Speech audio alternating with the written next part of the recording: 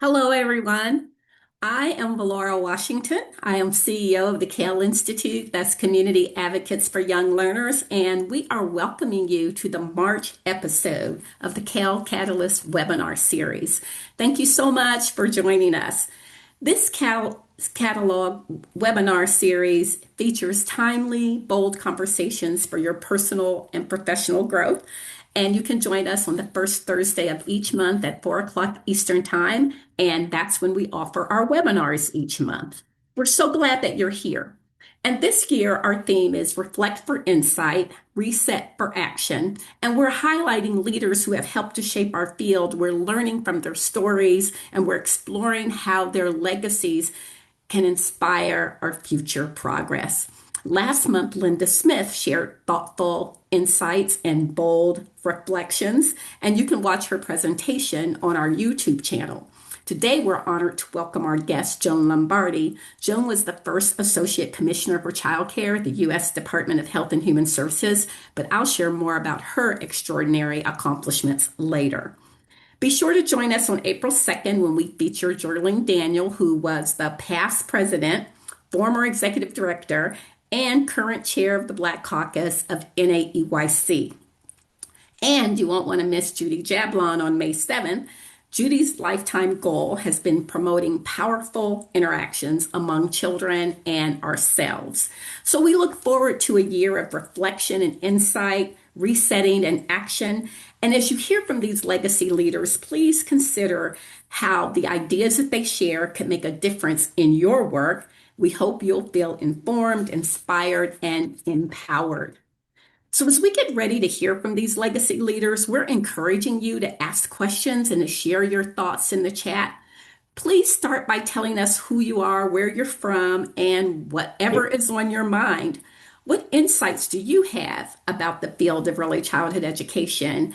And what resets would you recommend right now? Share your thoughts in the chat. We love to hear from you. And while you are typing and sharing, I have a few reminders. First, our monthly webinars are always free, recorded, and available on our website, so everyone can participate regardless of their location or schedule. Second, you're invited to the after party. At the end of this webinar, just click the link in the chat to join our live Q&A session to speak with our presenters that we have today. And third, look out for an email from us next week, which will be containing the webinar recording and related resources to help you explore the things we're talking about today even further. And stay involved with the CAYL Institute by following us on social media, visiting our website, or viewing our YouTube channel.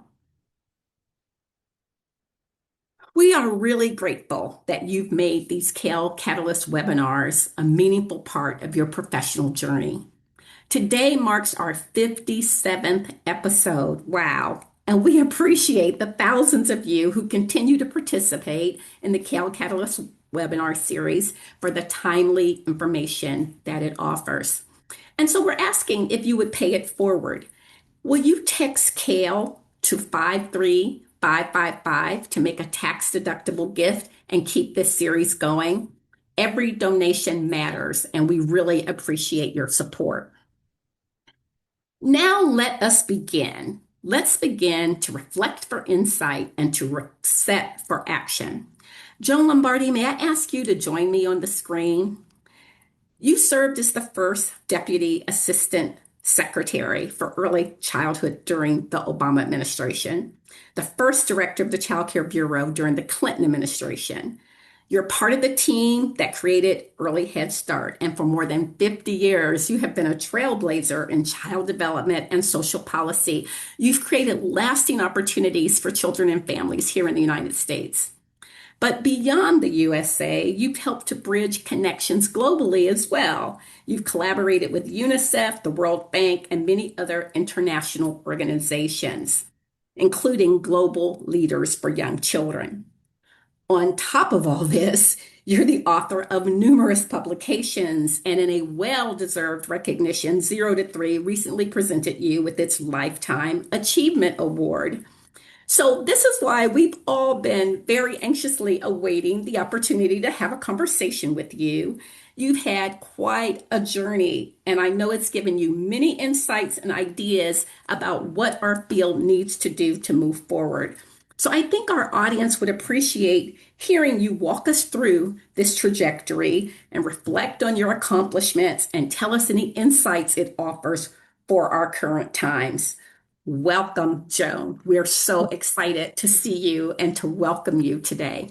Well, thanks, Laura. It's really great to be here. And it's great to see some friends in the chat.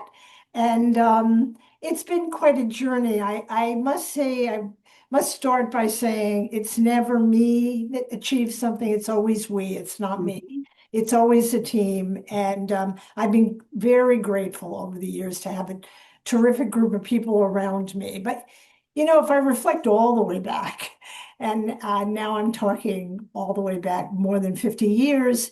I never started out thinking that I was going to be in the field of early childhood. I actually was a Spanish literature major in my undergraduate, and then I ended up teaching in the Virgin Islands public schools. And I started on my breaks walking down to the kindergarten room because there was something about it that was fresh, and those children were so curious and excited, and it got me. And Mhm, after that, I moved to Boston, got a master's in early childhood, and began working in Head Start.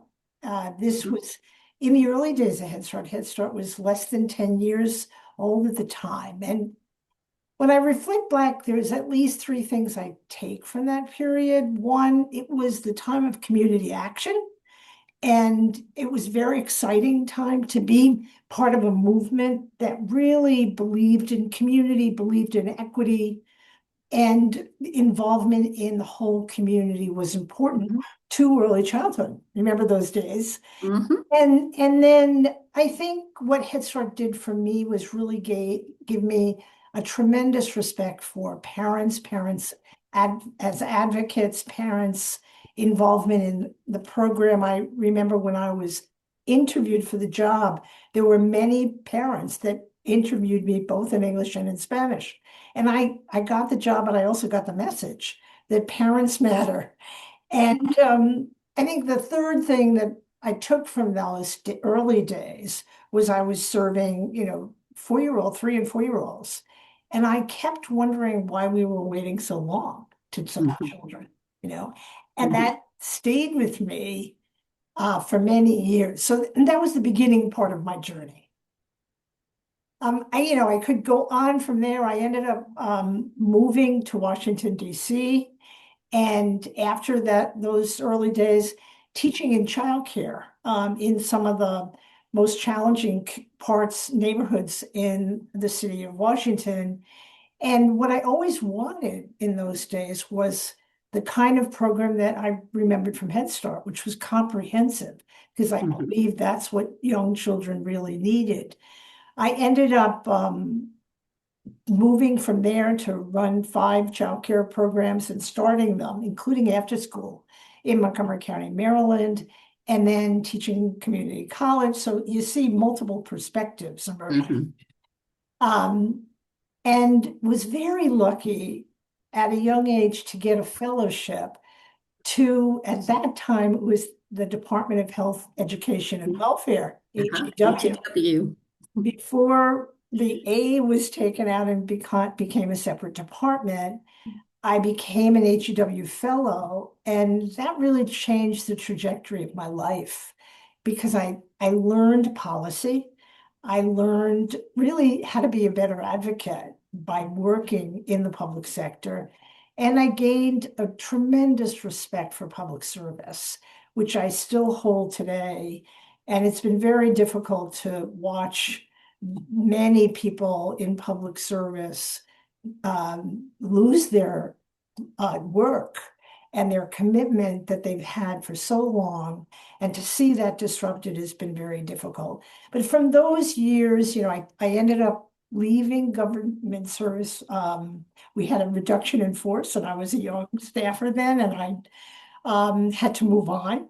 But I came back as a political appointee, as you mentioned, in the Clinton administration and then in the Obama administration, and really was so excited to help build the infrastructure that's still there Hmm. for early childhood, both on the childcare side and on the overall early childhood side. Partnerships between Head Start and childcare were really important right from the beginning. I was lucky always to have good partners. So in the Clinton administration, I partnered with Helen Taylor, who was the director of Head Start. I was the director of childcare. We had both worked in both. And so we knew that those partnerships were critical. In the Obama administration, I was lucky to work with, wonderful people in the Department of Education and be able to make those linkages between HHS and education. So those were some of the formative years for me. Yeah, back in those days, first of all, I want to thank you for remembering Helen Taylor. And when we send out our follow-up information, I'm going to include some information about Helen Taylor so that people may not know who she was and what she all accomplished. So thank you for remembering her. Back in the day, you were really privileged to come into the field, into this work at a time where there was a lot of community organizing, there was a lot of emphasis on families, and we were on a very strong trajectory of really building infrastructure to support young children in a way that hadn't existed before. But as you know, Joan, change is not linear. It goes up and down. We, as Americans, tend to think that progress is made and it just continues, continues, continues, continues. But progress is not linear. And so that we see a lot of change today. But as you mentioned, that infrastructure is still there. What can people do who are coming into the field now as younger professionals where they're not having those experiences of really seeing communities mobilize around young children in the same way that you did back then? Well, you're right. It doesn't happen in a line, and it happens. I think you have to be continuously focused Hmm. on your goals. And I think those partnerships, I'm glad you remembered Helen. I also partnered a lot with Dr. Jacqueline Jones from the Department of Education. That was an important partnership. So you don't do these things alone. You have to, that's why joining in with others is so important. Joining local groups, joining associations, getting involved in your community. I don't think it happens overnight. Even when I went into government, it was those early years in the classroom, in the community that I drew from.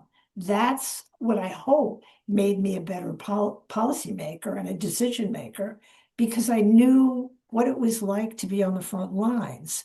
So, I think persistence is important and belief. If there's anything I've learned and would want to share with people is one person can really make a difference. Hmm. Whether it be with one child or with 20 children or with 2 million children. Every day, I think you have to get up and do something, as Michelle Obama says, do something. And keep a vision in front of you of what you want for children and let that be your guide. Yeah, I noticed it throughout your career. You had such a strong commitment to diversity, such a strong commitment to involvement of, people in the workforce, involvement of parents, really learning a lot about other cultures and what's happening in the rest of the world. So, where did that commitment come from, and how did you express it in your work? It's such an important part of my work and it's such an important part of my life.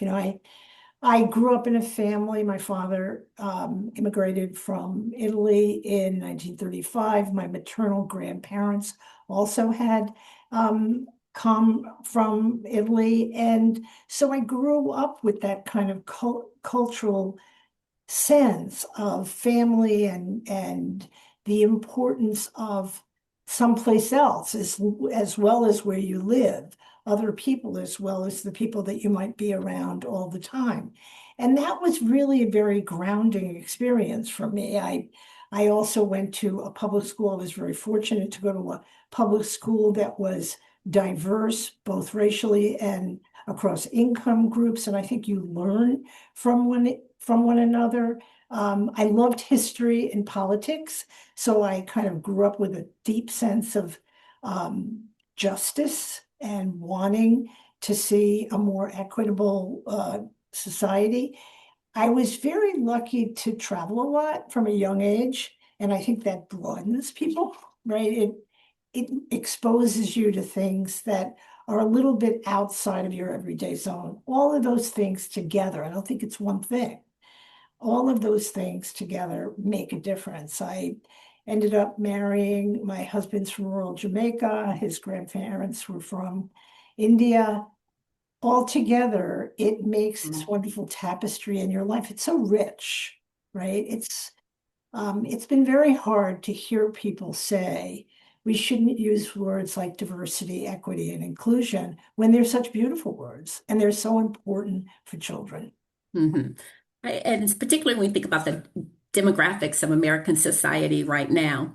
When you think about all of the accomplishments that you and your teams had in the Clinton administration and the Obama administration, what stands out to you most in terms of your personal and professional experiences?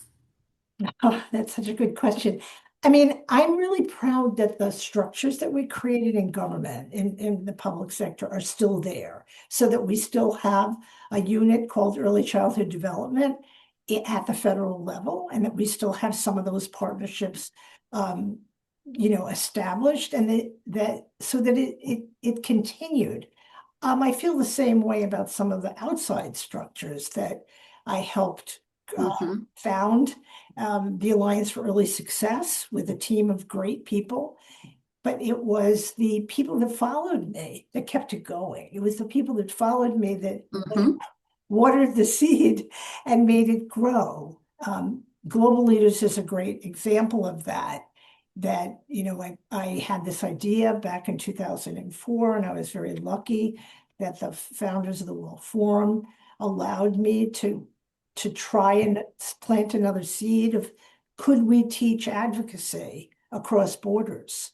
And hundreds and hundreds of people later that have gone through that Yeah. program, the answer is yes. I love it. I love this analogy of thinking about planting seeds because one of the things we know from great leaders is that, you know, when you plant seeds today, you're not going to eat the fruit tomorrow, but yet a tiny seed can break through hard ground. So when you think about what you have called the multiple crises that we are experiencing, what seeds should we be planting right now to make things better for children and families tomorrow?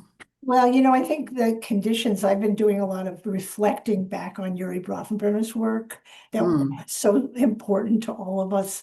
The ecology of child development with a colleague of mine, Dr. Phil Fisher at Stanford. And we've been talking about the new conditions that children are facing. We know that poverty continues to be very persistent, and we saw that during COVID and the Mhm. aftermath of COVID. Mhm. Around the world, we've got about 250 million children at risk for healthy development due to poverty and malnutrition.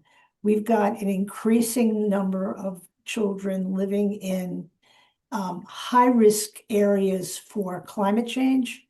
We've got, unfortunately, more and more crises as we're experiencing right now with children being impacted as we speak. So too much conflict all around the world. So all of these conditions, plus changing technology. So there's a world of change happening. I think what that means for us is that we've got to really focus on uh, helping children be curious, flexible, resilient by buffering some of the adversity that they're facing with supportive parents and supportive programs and supportive communities. Yeah, that one of the things that you also mentioned many times in terms of seeds that we need to plant is really mentoring and supporting that whole next generation of leaders to be able to move forward, to take up this mantle that you and so many others have begun. And so I know that you've supported many, many people nationally and internationally, to become that next generation of leaders, those strong leaders. And that's one reason why we have our next guest, which is Kim Knoll.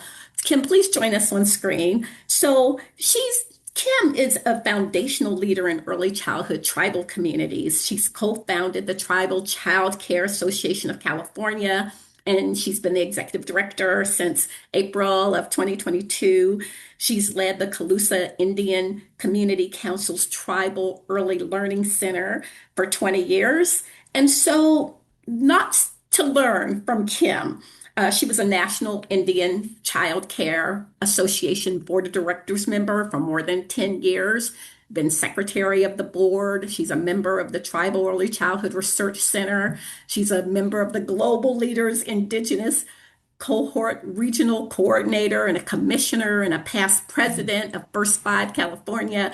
Kim, thank you for joining us to share your experience. But before you say a few words, I'd like to ask you, Joan, if you can talk a little bit about Kim. And, Kim is just one of the many people that you've mentored, and maybe give us a little more context for your work with Kim. Yeah, well, I'm so excited that Kim is with us. I remember reading, I think it was Maya Angelou who said, you have no idea what your legacy really is. Your legacy is what you do every day. And to me, that always meant the people that you mentor. And it's not a one-way thing, it's a two-way thing. I've learned so much from the leaders around the world. And, Kim, I can't remember the very first time we met, but I was part of the administering of the Child Care Bureau, was also administering the tribal child care programs, which were all across the country. And I think it might have been from that period. And then, of course, Kim went on to lead the Tribal Child Care Association Mhm. for so much time. But it was really, I think, her work with global leaders. She was a global leader, and she brought to that experience the perspective of the tribal community in the United States, which many people outside the United States didn't know about. And she ended up leading the indigenous cohort. Mhm. So I am really proud to have Kim with us today and to hear her story and her journey. Thank you, Joan. And thank you, Flora. And this is such an honor to be here. When I got Joan's email and she asked me to join her, I mean, there's only one answer, and that's absolutely. I think it was 2008 when I met you on the streets of Washington, D.C., by the federal building. I was with Barb Faber from White Earth, and we were doing hill visits, and we popped in, and you were leaving, but you took time to chat with us. And from that, you followed up and you contacted me. And so one of the things I think that has been most impressive to me is that your approachability and just the mentoring in just a real way, like you lift people up, and that's what really leadership is about. So You live me. I'm just honored and just so glad to be here. Mhm. Kim, what do you think it's going to take for every child to succeed? What are the seeds we need to be planting?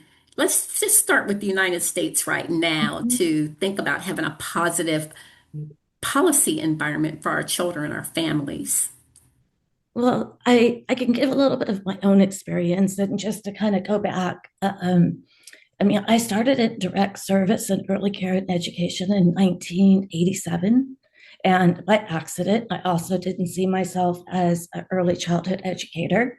Um, and I think it starts a lot with the people that you entrust to care for children, to educate children, and placing value in that role, and seeing these amazing individuals like myself at the time that was 19 years old that had potential to be Mhm. more than just an assistant teacher in a small center that I left and went on to pursue other things.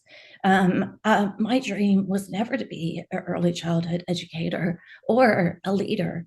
And yet, once I began that journey, I met so many incredible people, the families to start with, and the children at the forefront of my love.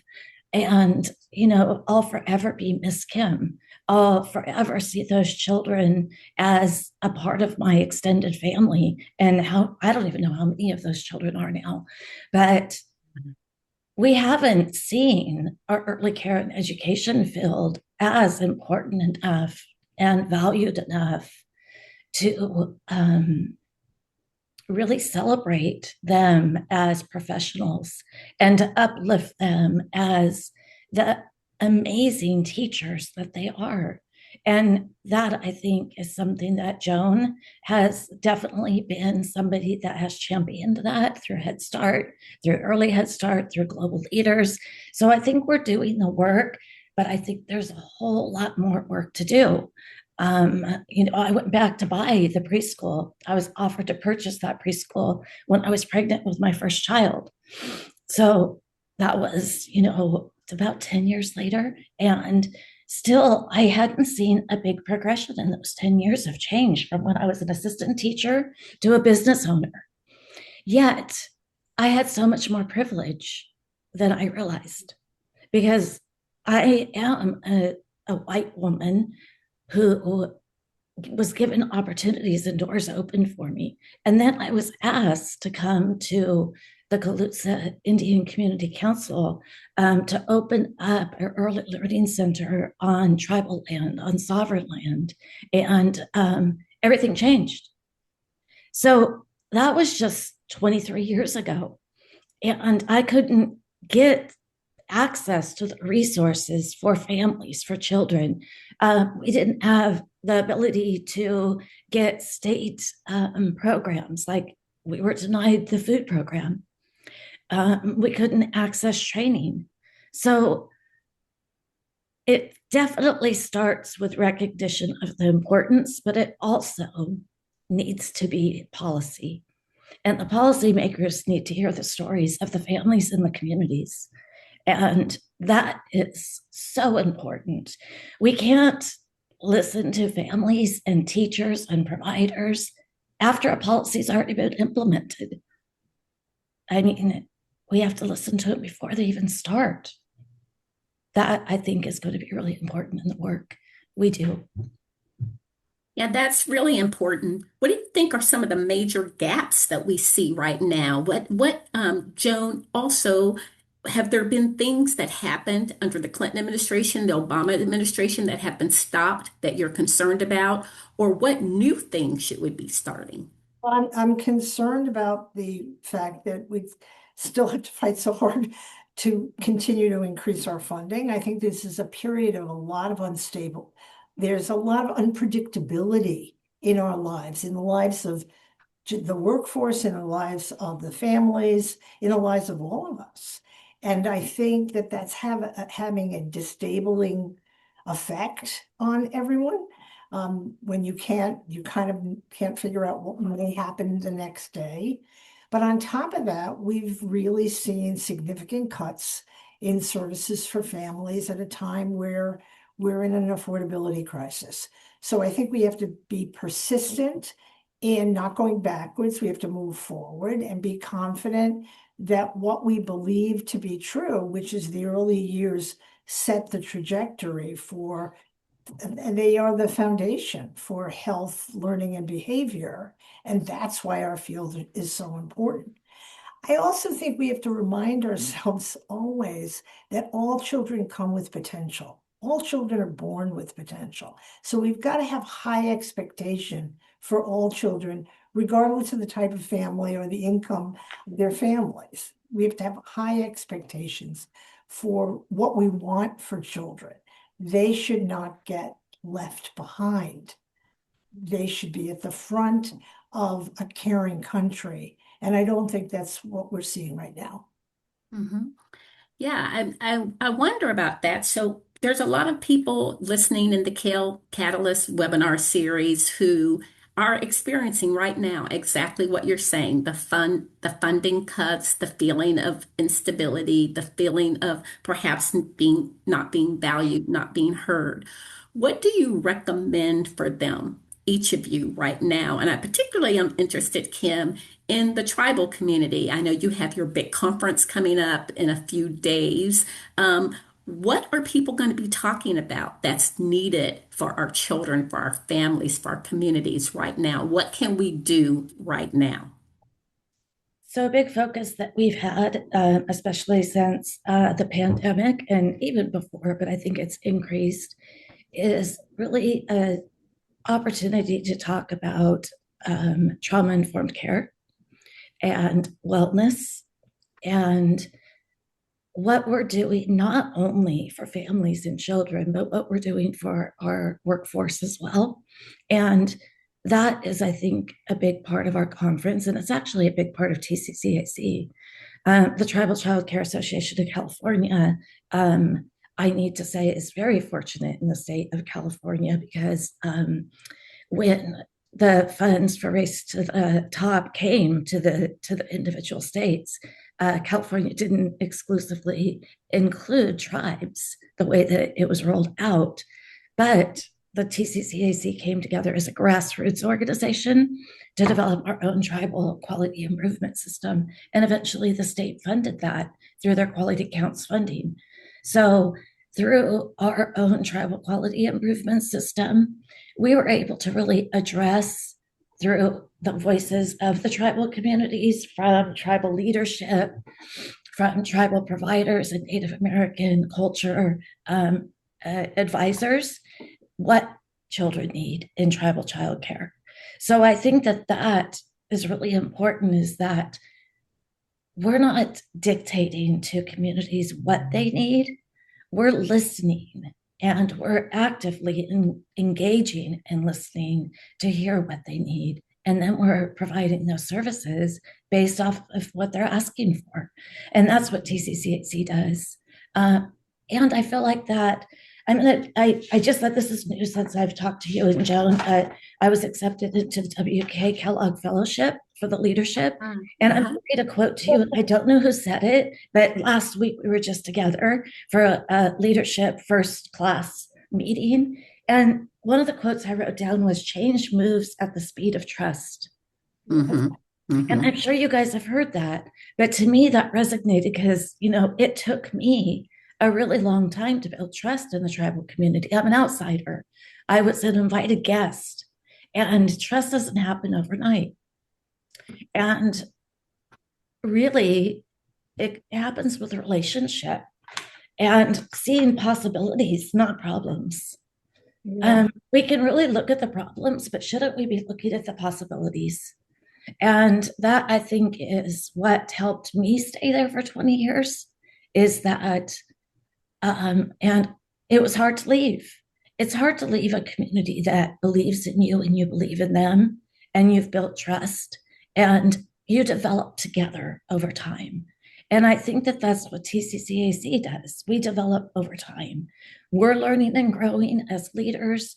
We're expanding leadership to encompass those that may not see themselves like me, that 19-year-old girl all those years ago, that I'd be sitting here today talking to you all about of you.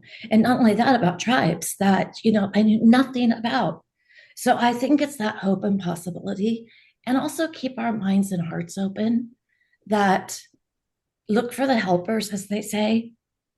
Sometimes we close doors because we're afraid to trust, but if we don't trust, we also might not succeed.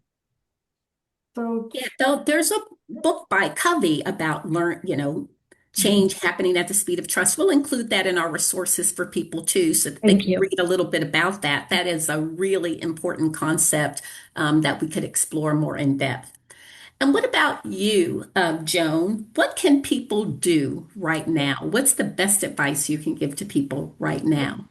I think Kim really said a few things that I want to go back to. So important. First of all, listening to people, listening to community. And, I think what we learned during COVID, communities rallied all over the world.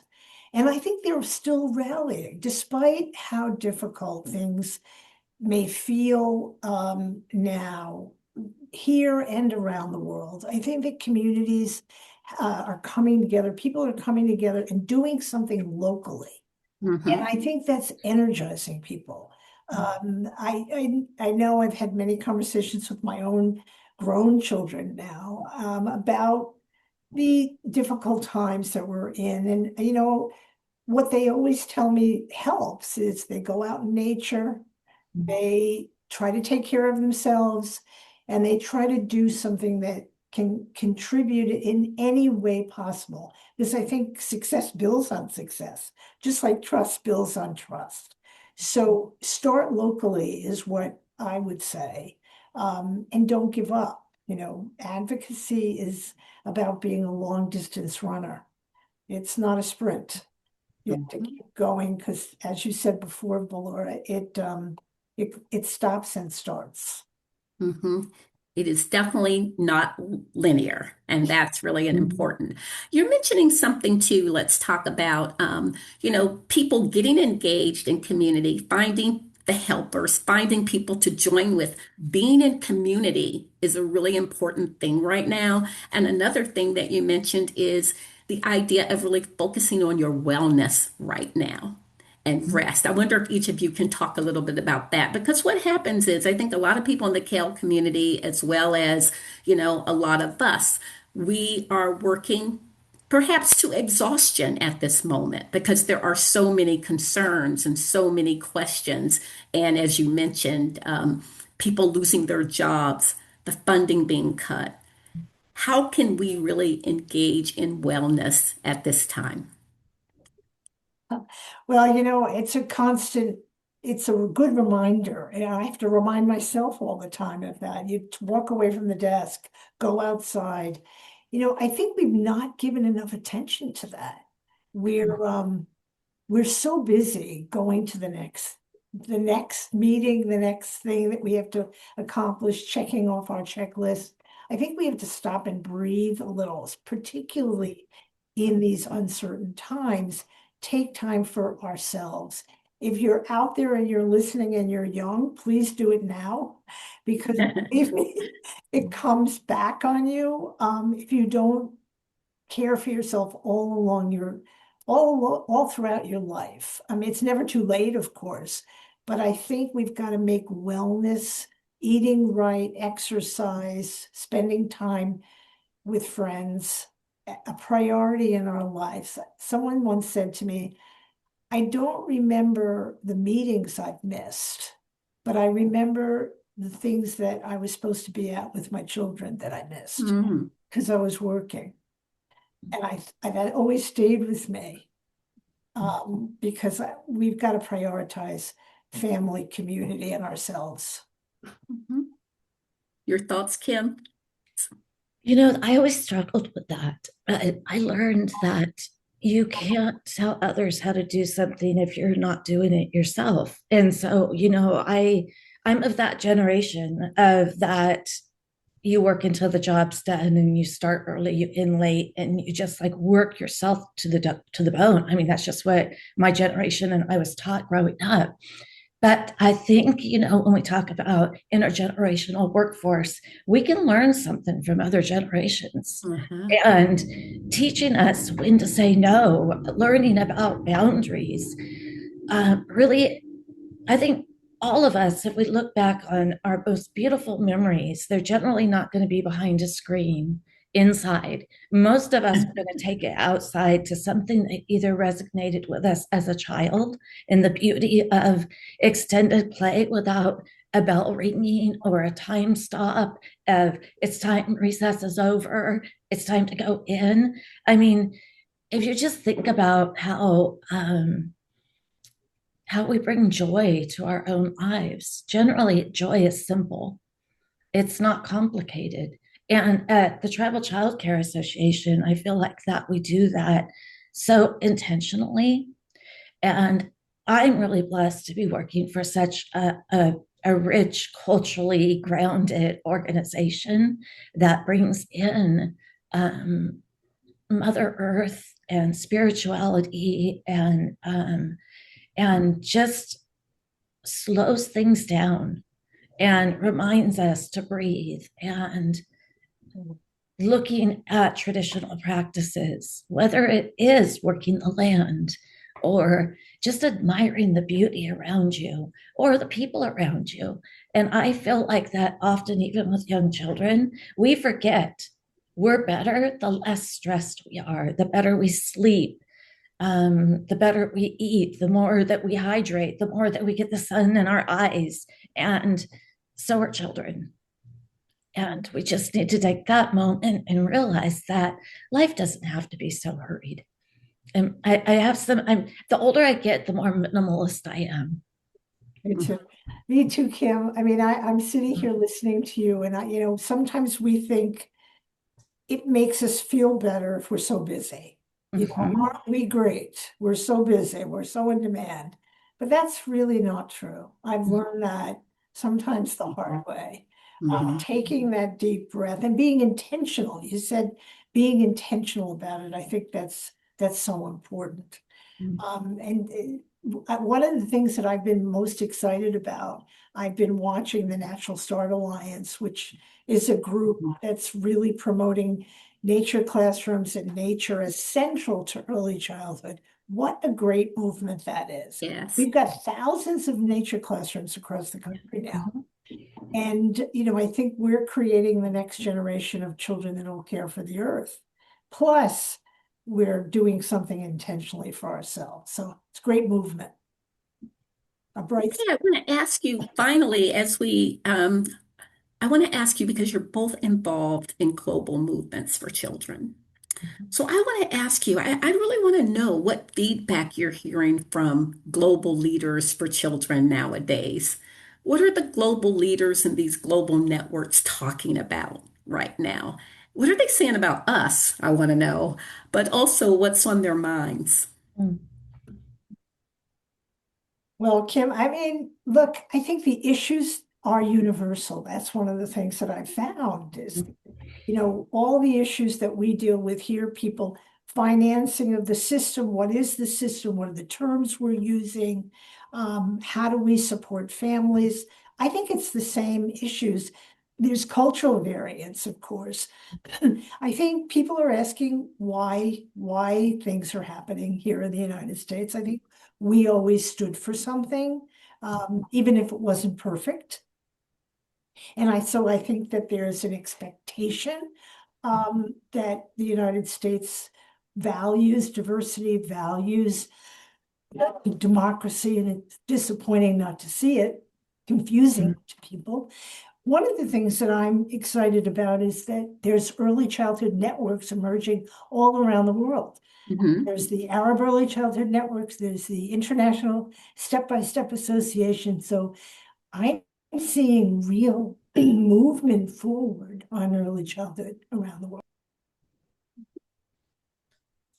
Yeah, I agree with so much of what Joan said. And because I had the pleasure of being the regional coordinator for the global leaders, that we didn't have an Indigenous group, but we did have a North America group. And then the Africa cohort had a regional coordinator that was ill, so I stepped in for him. And I really feel like that there's a lot of empathy. And maybe it's just who I am and what my role is. I don't know. I only heard more of a maybe we can better understand. I remember having conversations with my friends from Brazil, and when they were going through such hard political times, I had a hard time um, really understanding the dynamic. And I can't compare us exactly to Brazil. However, there's still a lot of anger, a lot of violence, a lot of unrest, a lot of unsurety, a lot of division. And so I think that if anything, people feel more like they can talk to an American about what they've experienced and what we're experiencing and make some aligned conversations about how hard it is for children and families and communities. And also, I think it comes right back into mental health and wellness and trauma informed care. We all, since the pandemic, have been traumatizing our children in so many ways, and now in whole new ways. And I saw somebody talk about TK, and that is a new thing that a lot of people are talking about. And I am just hoping and praying that we do right by those young children and we are smart as we think about policies, because I think that's what we talk about a lot globally is how policies are implemented, how politics play into best practices, how important it is for the voices to be at the table that are on the ground. Yeah, it's Absolutely. interesting because, we live in a global world. COVID taught us that, right? What Mhm. happens in another country affects all of us. And so we're kind of a family now across the world. And so we've got to be concerned what's happening in other countries. I think it's particularly hard right now to see the billions of dollars that are being spent on war when we know they should be invested in children. And I think all of us have to be advocates and a voice for that concern, regardless of where you live. Yeah, it reminds me of the old slogan, act locally, but think globally. Mm. Good. That was a good slogan, still is. Mhm. Yeah, still What an is. advocacy slogan. I think that I'm going to write that down because I forgot about that one. Mhm. So give us some good parting words, some reason for hope, or how we're moving. What good things do you see on the horizon? What are some things you can say that encourage us in these difficult times? Jim, go ahead and then I'll follow. Yeah, I think I'm really impressed with the potential of young leaders. I see a drive in them, I see a fire in them. And I think that if we just fuel that fire, we can have some amazing advocates coming up. And that's what I'm excited about. I'm excited about seeing that potential in parents and whether it's that they have a child that has an IEP and they're going through that system and they're frustrated because all of a sudden funding's been cut and they can't get the services they need, or a young teacher that's questioning why they spend all their time on doing everything but being with children, because there's so many things in place. I think that those voices count, and that's where I hope that we can continue to have those public forums and focus groups and lift those voices up and let them be heard and let them be brave, and let's encourage that. Mhm. So beautifully said. I also just am excited about young leadership. They're much more impatient, and I think that's probably good. They're questioning why are things like this? What did your generation do? And I think that's healthy. I'm very excited about that. I'm excited about parent leaders that are emerging and all the parent groups.